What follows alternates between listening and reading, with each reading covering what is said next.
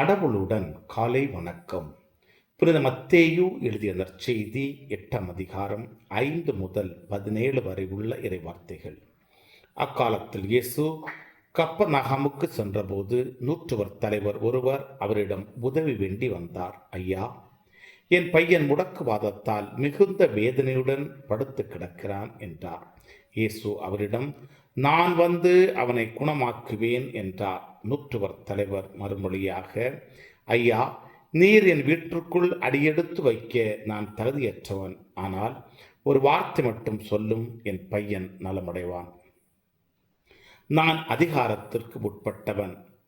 என் அதிகாரத்திற்கு உட்பட்ட படை வீரரும் உள்ளனர். நான் அவர்களுள் ஒருவரிடம் செல்க என்றால் அவர் செல்கிறார், வேறு ஒருவரிடம் வருக என்றால் அவர் வருகிறார். என் பணியாளரை பார்த்து இதை செய்க என்றால் அவர் செய்கிறார் என்றார்.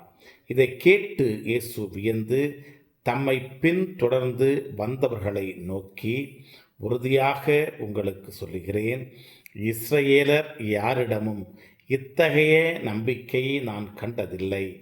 கிழக்கிலும் மேற்கிலும் இருந்து பலர் வந்து ஆபிரகாம், ஈசாக்கு, யாக்கோபு ஆகியோருடன் விண்ணரசின் பந்தியில் அமர்வர். அரசுக்கு உரியவர்களோ புறம்பாக உள்ள இருளில் தள்ளப்படுவார்கள். அங்கே அழுகையும் அங்கலாய்ப்பும் இருக்கும் என்றார். பின்னர் இயேசு நூற்றுவர் தலைவரை நோக்கி, நீர் போகலாம், நீர் நம்பிய வண்ணமே உமக்கு நிகழும் என்றார். அந்நேரமே பையன் குணமடைந்தான். இயேசு பேதுருவின் வீட்டிற்குள் சென்றபோது பேதுருவின் மாமியார் காய்ச்சலாய் படுத்திருப்பதை கண்டார்.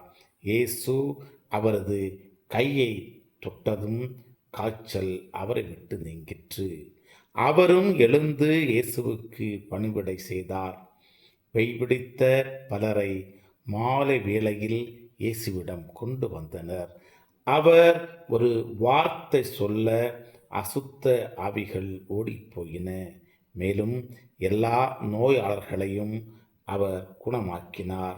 இவ்வாறு அவர் தம் பிணிகளை தாங்கிக் கொண்டார், நம் துன்பங்களை சுமந்து கொண்டார் என்று இறைவாக்கினர் ஏசாயா உரைத்தது நிறைவேறியது.